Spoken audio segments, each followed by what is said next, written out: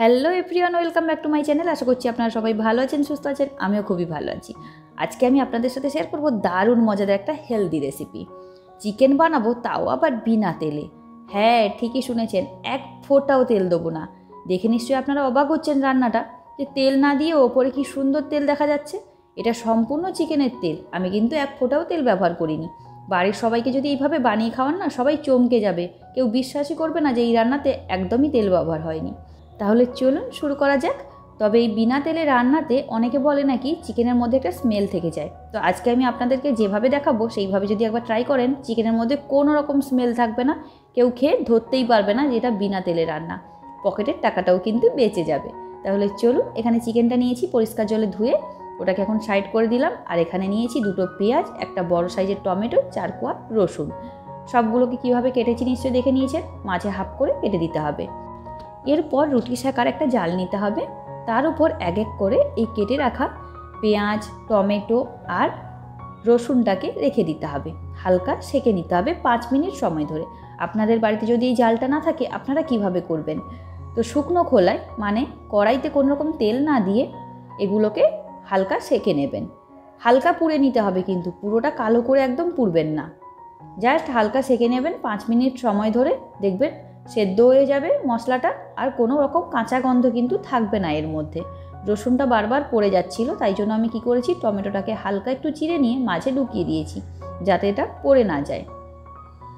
আদা কিন্তু এখানে দেওয়ার দরকার নেই, কারণ আদার মধ্যে না স্মেলটা তেমন কাঁচা আসে না, তাই জন্য আদাটা কাঁচা ব্যবহার করলেই চলবে। আর এই মশলাটাকে শুধুমাত্র একটু পুড়ে নেবেন, মানে হালকা সেঁকে নেবেন। তো 5 মিনিট সময় ধরেই সেঁকে নিচ্ছি।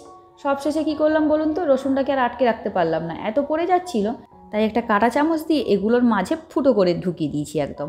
এবার দেখ কেমন লাগে, বেশ ছটর পটর, তাই না? আমি তোদের পুড়িয়েই ছাড়বো আজকে।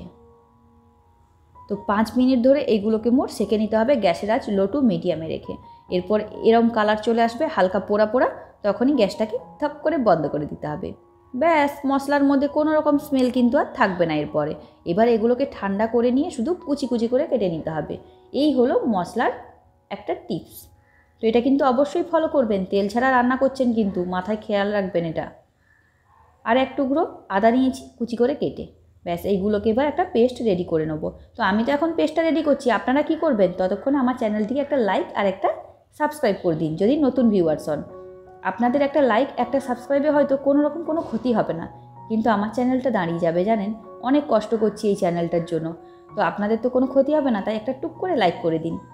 মাঝে মাঝে আপনাদের কমেন্ট, লাইক দেখলে না মনের মধ্যে উৎসাহ জাগে। মেয়ে নিয়ে অনেক কষ্ট হয় এই রান্নাবান্নার ভিডিওগুলো করতে, তাও চালিয়ে যাই। যদি একটু কিছু করা যায়, নিজের পায়ে দাঁড়ানোর শখ তো সব মেয়েদেরই আছে, তাই না? যাই হোক, আপনাদের সাথে কথা বলতে বলতে অনেকটা এগিয়ে গেছি। এবার বলে দিই কী কী করেছি। যেই কড়াইতে রান্না করব ওই কড়াইতেই চিকেনটা দিয়ে দিয়েছি, আর দিয়েছি বেটে নেওয়া মশলা, আর দিয়েছি পরিমাণ মতো লবণ, লঙ্কার গুঁড়ো 1 টেবিল চামচ, হলুদের গুঁড়ো 1 টেবিল চামচ, ধনে জিরের গুঁড়ো 1 টেবিল চামচ। আর এখানে যেটা দিতে হবে একটু বেশি করে টক দই। তেল ছাড়া রান্না করছি তো, তাই টক দইটা কিন্তু একদম দিতেই হবে, টক দই ছাড়া এটা হবেই না। তো এখানে মোট আমার 300 গ্রাম মতো মাংস আছে, এতে আমি 4 টেবিল চামচ পরিমাণে টক দই নিয়েছি। টক দইটা কিন্তু জল সমেতই, জল ঝরানো নয়। এবার ভালোভাবে হাত দিয়ে এটাকে মেখে নিচ্ছি। ব্যাস, ভালোভাবে হাত দিয়ে মেখে নিলেই কিন্তু রেডি। চিকেনের অর্ধেকটা কাজ আমার হয়ে গেছে, বাকি এটাকে গ্যাসের উনুনে বসিয়ে দেবো। এবার ওপর থেকে কেটে নেওয়া আলুগুলো দিয়ে দিয়েছি। বাঙালি মানুষ, আলু ছাড়া কি আর চিকেন জমে? এবার চলুন, ঢাকনা দিয়ে ঢেকে দিয়েছিলাম 5 মিনিটের জন্য। 5 মিনিট পর ঢাকনাটা খুলছি। একদম লো গ্যাসেই রান্নাটা করতে হবে, আর কিছু কাজ নেই। এবার শুধু হালকা একটু নেড়ে চেড়ে রাখতে হবে মাঝে মাঝে। টোটাল 15 মিনিটেই কিন্তু রান্নাটা কমপ্লিট হয়ে যায়। দেখেছেন, একদম ঝঞ্ঝাট নেই। বসিয়ে দিন আর চলে যান ঘুরতে, ঘুরে আসুন। 15 মিনিটে চিকেন এখানে আপনার রেডি হয়ে যাবে। তবে হ্যাঁ, মাঝে মধ্যে একটু নেড়ে রাখবেন, যদি তলায় বসে যায়। যদিও বসে না, কারণ চিকেন থেকে যে জলটা বেরোয় ওটাতেই চিকেনটা সুন্দর সেদ্ধ হয়ে যায়।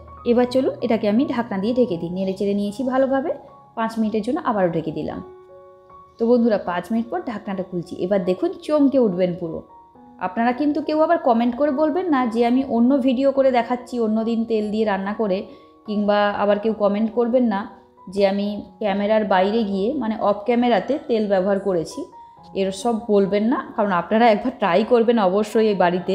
তেল ছাড়াও কিন্তু এত সুন্দর তেল ভেসে ওঠে, সেটা বিশ্বাস করবেন না নিজেরা যতক্ষণ না রান্নাটা করছেন। তারপর যদি ভালো না হয় বা আপনারা এই রেজাল্টটা যদি না পান, আমার চ্যানেলে এসে মানে এই ভিডিওতে এসে আপনারা গালাগালি দেবেন কমেন্ট করে।